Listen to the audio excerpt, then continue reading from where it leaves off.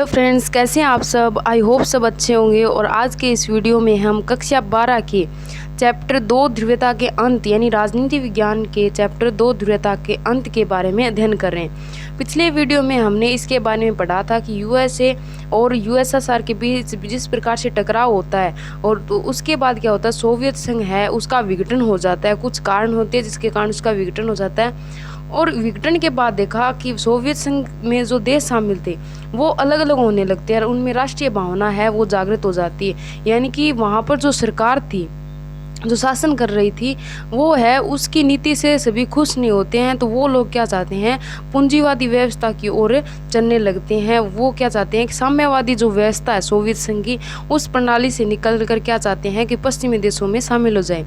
तो इसके बारे में अध्ययन करेंगे। तो हमने देखा कि सोवियत संघ का विघटन हो जाता है, उसके बाद की स्थिति के बारे में अध्ययन करें।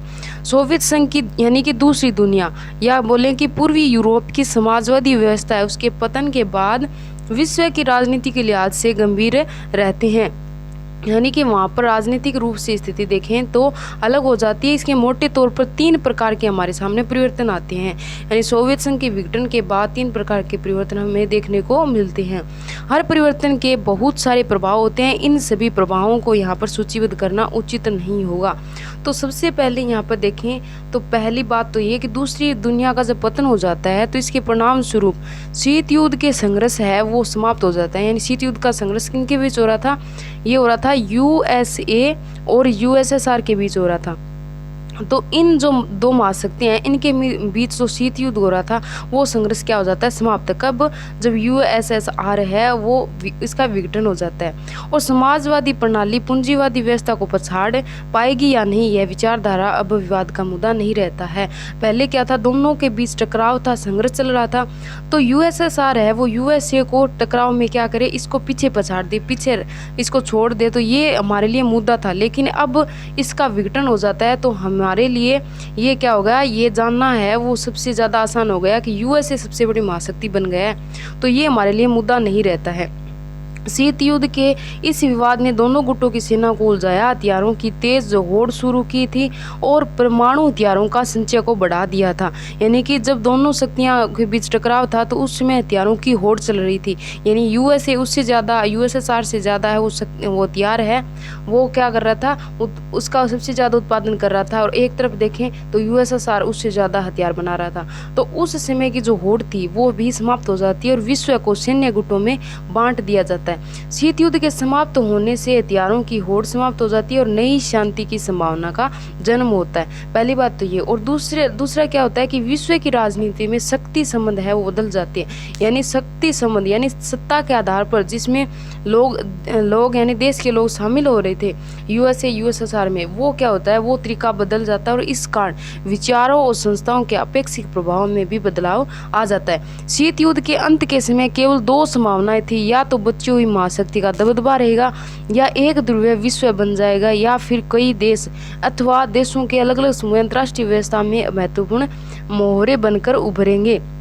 यानी कि किस प्रकार की व्यवस्था हो जाएगी, यूएसएसआर की विघटन के बाद या तो ऐसा होगा कि सबसे बड़ी महाशक्ति के रूप में यूएसए हमारे सामने आएगा, सभी देश जो है इनसे सबसे बड़ा यूएसए बन जाएगा।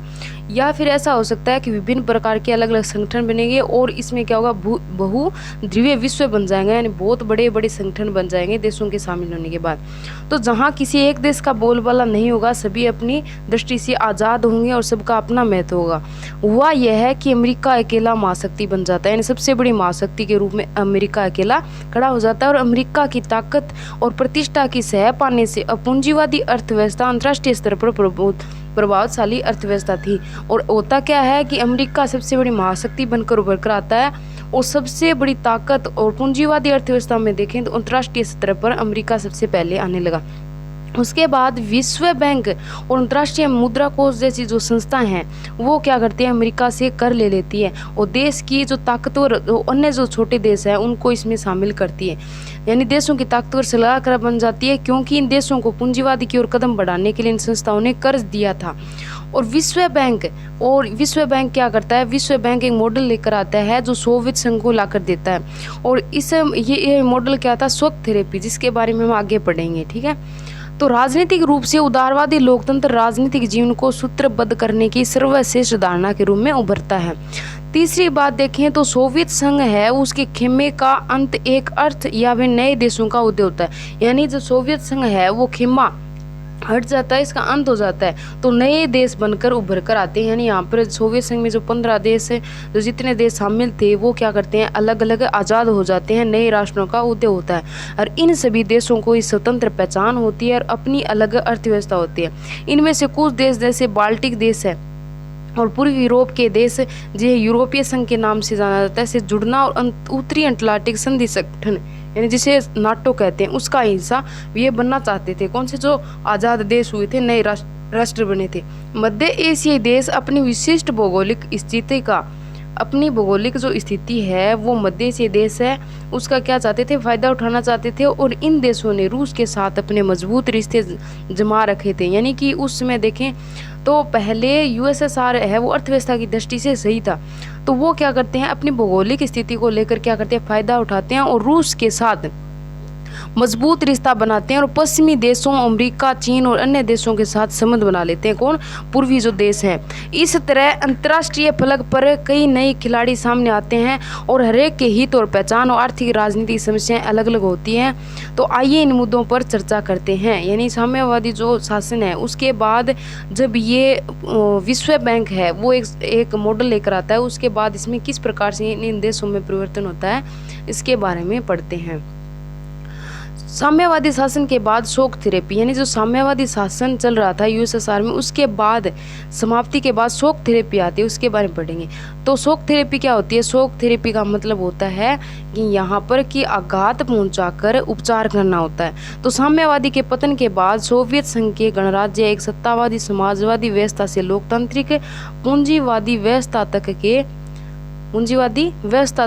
तक के कष्टप्रद संक्रमण से होकर गुजरते हैं। जो देश यूएसएसआर में शामिल थे तो यूएसएसआर यानी सोवियत संघ की जो साम्यवादी प्रणाली से निकलकर वो पूंजीवादी व्यवस्था में जाना चाहते हैं, यानी पश्चिमी देशों में शामिल होना चाहते हैं। तो यहाँ पर विश्व बैंक है और अंतर्राष्ट्रीय मुद्रा कोष है वो शॉक थेरेपी नाम देते हैं। इसका क्यों देते हैं, क्योंकि इनका मानना था कि पहले तो वो यानी अपने साम्यवाद वो यूएसएसआर है वो अपनी साम्यवादी व्यवस्था के आधार पर यानी साम्यवादी की आड़ में क्या कर रहे थे, जनता पर अत्याचार कर रहे थे और अब वे क्या चाहते हैं कि पूंजीवादी की ओर बढ़ना चाहते हैं। तो इससे क्या कहा उन्होंने, शॉक थेरेपी का नाम दिया। तो रूस और मध्य एशिया के गणराज्य पूर्वी यूरोप के देशों से में पूंजीवाद की ओर संक्रमण का एक खास मॉडल अपनाया गया और विश्व बैंक अंतर्राष्ट्रीय मुद्रा कोष द्वारा निर्देशित इस मॉडल शॉक थेरेपी को क्या कहा गया, आघात पहुंचाकर उपचार करना कहा गया। भूतपूर्व दूसरी दुनिया के देशों में शॉक थेरेपी गति और गहनता अलग अलग रही, यानी पश्चिमी देशों में, लेकिन इनकी दिशा और चरित्र बड़ी सीमा तक एक जैसे थे। हर देश को पूंजीवादी अर्थव्यवस्था को और पूरी तरह मुड़ना था, यानी जो पूर्वी देश थे वो क्या चाहते थे और पश्चिमी देशों के साथ पूरी तरह से मिलना चाहते थे। और इनका मतलब क्या था कि सोवियत संघ के दौर की हर संरचना से पूरी तरह वे निजात पाना चाहते थे। उनके साथ जो हुआ था उससे निकल कर वो क्या चाहते हैं, पूंजीवादी अर्थव्यवस्था की ओर बढ़ना चाहते हैं। शॉक थेरेपी की सर्वोपरि मान्यता क्या थी कि मिल्कियत का सबसे प्रभावशाली रूप निजी स्वामित्व था। यानी कि शॉक थेरेपी में क्या था, जो प्रत्येक चीज़ है वो निजी रूप में हो जाए। जैसे देखें कि उत्पादन और वितरण होता है, किसी भी वस्तु का उत्पादन होता है तो इस वो यहाँ पे चला जाता है, निजी हाथों में चला गया। उसके बाद व्यापार है वो मुक्त हो जाता है, मुक्त व्यापार अपनाया जाता है। और क्या होता है शॉक थेरेपी, इसमें कृषि है वो निजी हाथों में चली जाती है। यानी पहले सरकार के नियंत्रण में थी यानी सोवियत संघ में सरकार के नियंत्रण में थी कृषि, उसके बाद निजी हाथों में चली जाती है। उद्योगपति उनको आज़ाद कर दिया जाता है, यानी उनको निजी हाथों में, उद्योगों को निजी हाथों में दे दिया जाता है। यानी कि कीमत के उत्पादन पर निजी व्यक्ति का हक हो जाता है। और अर्थव्यवस्था में सोवियत जो राज्य है उनके देशों के जो साथ है वो आर्थिक संबंध बना सकते हैं। तो इस प्रकार की शॉक थेरेपी में व्यवस्था की गई। इसके अंतर्गत राज्य की संपदा के निजीकरण, व्यावसायिक स्वाभाविक जो ढांचा है उसको तुरंत अपनाने की बात शामिल थी। सामूहिक फार्म को निजी फार्म में बदल दिया गया और पूंजीवादी पद्धति से खेती है वो शुरू की जाती है। तो इस प्रकार से इसमें क्या किया जाता है, परिवर्तन किया जाता है। शॉक थेरेपी से इन अर्थव्यवस्थाओं के बाहरी व्यवस्थाओं के प्रति रुझान बुनियादी तौर पर बदल दिया गया और अब यह माना जाने लगा कि ज़्यादा से ज़्यादा व्यापार करके ही विकास कर सकते हैं। इस कारण मुक्त व्यापार को पूर्ण रूप से अपनाना जरूरी है, नहीं व्यापार उसको मुक्त कर दिया जाता है। और पूंजीवादी व्यवस्था को अपनाने के लिए वित्तीय खुलापन, मुद्राओं की आपसी परिवर्तन और मुक्त व्यापार की नीति को महत्वपूर्ण माना गया। यानी कि पहले जो केंद्र सरकार के सब कुछ अधीन था वो निजी हाथ में दे दिया जाता है। अतः इस संकट में सोवियत संघ के देशों के बीच मौजूद व्यापारिक गठबंधन थे। पहले क्या था, सोवियत संघ में पहले जो व्यापारिक रूप से देशों के बीच गठबंधन था पूर्वी देशों में, वो समाप्त कर दिया जाता है और खेमे के प्रत्येक देश को एक दूसरे से जोड़ने की जगह जो पश्चिमी मुल्क है यानी यूएसए के जो पश्चिमी मुल्क है उसके साथ सीधा जोड़ दिया जाता है। इस तरह धीरे धीरे इन देशों को पश्चिमी अर्थतंत्र में समाहित कर दिया जाता है। पश्चिमी दुनिया के पूंजीवादी देश अब नेता की भूमिका निभाते हुए अपनी एजेंसियों संगठनों के सहारे इस खेमे के देशों के विकास का मार्गदर्शन और नियंत्रण करते हैं। अब पूंजीवादी अर्थव्यवस्था में जब पूर्वी देश शामिल हो जाते हैं यूएसएसए के, सोवियत संघ के, तो शामिल होने के बाद वहाँ पर किसी भी प्रकार की यहाँ पर कोई कार्य होते हैं, किसी प्रकार की अर्थतंत्र से संबंधित यानी अर्थव्यवस्था से संबंधित किसी प्रकार के कार्य होते हैं, तो वो क्या किया गया, पूंजीवादी व्यवस्था के अधीन कर दिया गया। यानी विभिन्न एजेंसियां और संगठन बना दिए गए जो इस खेमे के यानी पूर्वी खेमे के देशों के विकास के लिए उन्हें मार्गदर्शित करें और उन्हें नियंत्रित करें। तो इस प्रकार की व्यवस्था अपनाई गई। अगले वीडियो में क्या पढ़ेंगे, शॉक थेरेपी के परिणाम के बारे में जानेंगे। ठीक है, तो अगर आपने चैनल को सब्सक्राइब नहीं किया तो प्लीज़ लाइक एंड सब्सक्राइब कर दें। धन्यवाद।